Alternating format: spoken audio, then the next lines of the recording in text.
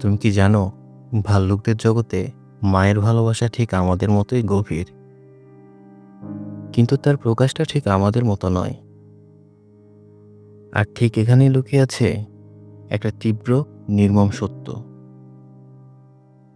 প্রায় 2 বছর এক মা ভাল্লুক তার ছানাগুলোকে প্রতিটি নিঃশ্বাসে আগলে রাখে। শীতের হিমেল গুহা থেকে শুরু করে খাদ্যে ভরা গ্রীষ্মের তৃণভূমি পর্যন্ত।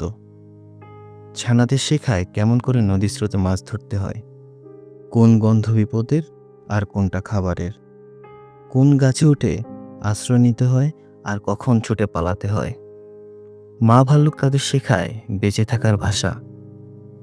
কিন্তু যখন ছানাগুলোর বয়স 2 থেকে 2.5 বছর হয়, তখন মার শরীর আবার প্রস্তুত হয় নতুন প্রাণের জন্য।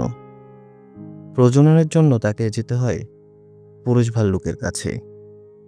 আর এই পুরুষ ভাল্লুক অনেক সময় আগের সন্তানদের মেরে ফেলে।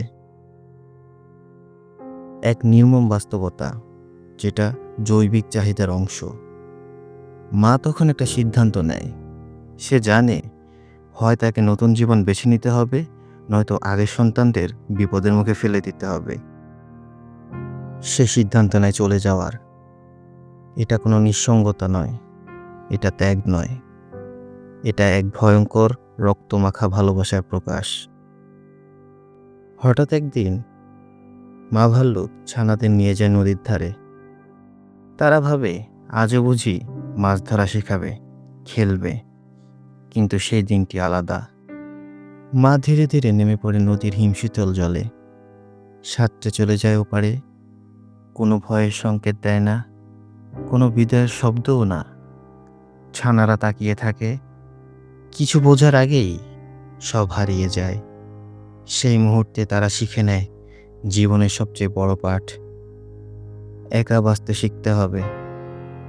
প্রকৃতির পাঠশালায় ভালোবাসা মানে সবসময় আগলে রাখা নয়। কখনো কখনো ভালোবাসা মানে চলে যাওয়া, নিজেকে হারিয়ে ফেলা, যেন সন্তান নিজে পথ খুঁজে পায়।